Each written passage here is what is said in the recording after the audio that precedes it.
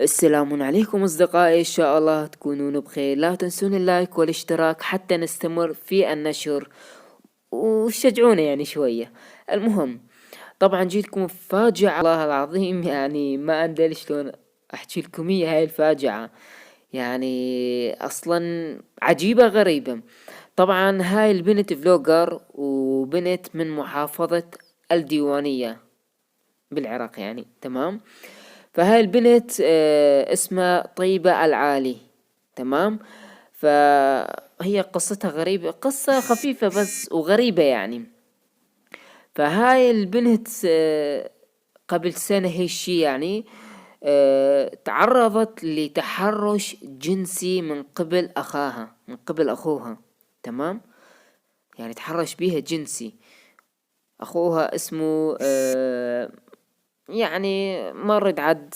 فنحن نقوله لا، البنت بعد والله يرحمها وراحت عد ربنا يعني.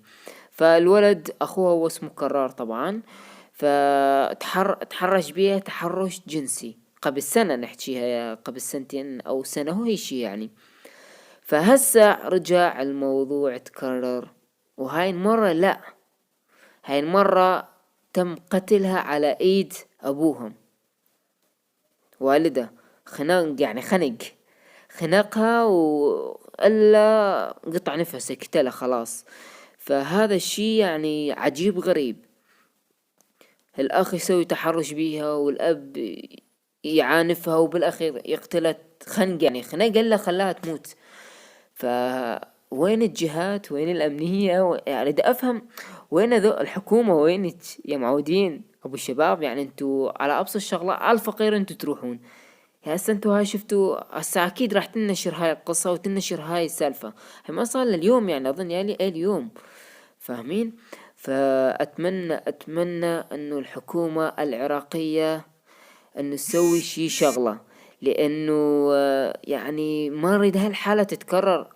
يعني بنت شابة يعني بالعشرينات يتم قتله بطريقة بشعة، يتم خنقه من يعني مو من شخص غريب، من عند ابوهم.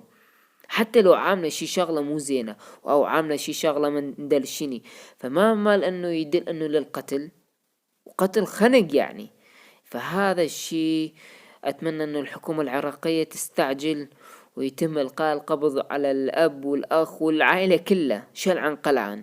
لانه اتمنى انه تاخذون الاجراءات معاهم، فحتى تقدرون انه تطبقون العدالة عليهم. لان حرام هيجي بنوتة تروح وبعز شبابه شافت يعني. هذا شاب العراقي الشاف بدنياه حتى دي يشوف هسه طبعا.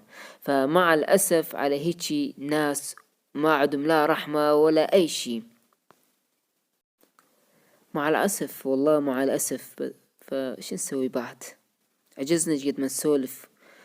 فلهنا ينتهي الفيديو مالنا. بس اهم شي شباب انه تدعوا له بالرحمة.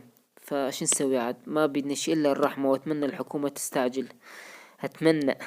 فلا تنسون اللايك والاشتراك حتى نستمر في النشر. فدوة لكم راح نصل 1000. اهم شي اللايك والاشتراك والشير هم وشكرا.